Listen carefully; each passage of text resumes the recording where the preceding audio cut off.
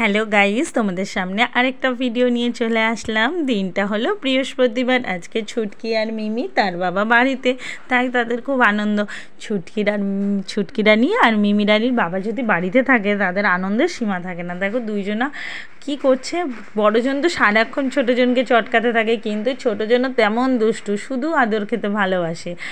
আর যে কি করে বন্ধুরা, তোমরা তো দেখতেই পেলে বড়দিদি। আমি এদিকে সোয়াবিনের তরকারি করলাম, তারপরে হলো দেখতেই থাকো ভেন্ডি চচ্চড়ি করলাম, কাঁঠালের দানা ভাজলাম, এই খাবারটা আমাদের সবার প্রিয়।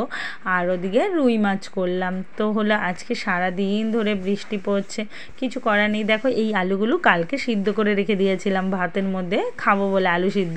কিন্তু দেখো ঠিক আলু সিদ্ধটা কালকে মাখা হয়নি, সেই আলুটা আজকে কাজে লেগে গেল মাছের ঝোলে। মানুষ বলে না কোনো কিছুই আমরা ফেলতে পারি না, কিন্তু জানো কিছু কিছু মানুষ আছে কোনো জিনিস যখন খেতে পারবে না, মানে তখন মানুষকে দেবে। কেন তোমার মনে হয় না যে আমি এই জিনিসটা তাকে যখন দেব, আমি খাওয়ার আগে সেই মানুষটাকে দিই, তাই না? এটা তো আমার নীতিতে বলে। তো যাই হোক, লোকের কথা বলে আমার লাভ নেই।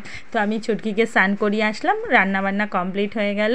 ছুটকি রানী এবারে খেলা করছে দিদিভাইয়ের সাথে, দিদিভাই ওদিকে টিভি দেখছিল আর ছুটকি রানী খেলা করছে। তারপরে ছুটকির বাবা আজকে তো যেহেতু বাড়িতে, দেখো আমাদের গাছে কলা হয়েছে, তো ভগবানের ইচ্ছায় ভগবানের সেবায় প্রতিবার ষষ্ঠীর আগে কাজে লেগে যায়, মা ষষ্ঠীর ঠাকুরের কাছে লেগে যায়। তো আমাদের তো আবার বায়না পাড়তে হয়, মা পাতে তার জামাই মেয়েদের জন্য, আমার পাড়তে হয় আমার মেয়েদের জন্য, ঠাকুরের জন্য পাড়তে হয়।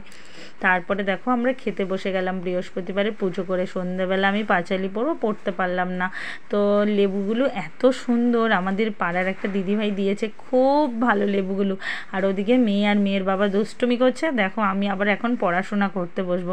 আজকে যেহেতু সকালে পড়াশোনা করতে পারিনি। টাটা বন্ধুরা, কেমন লাগে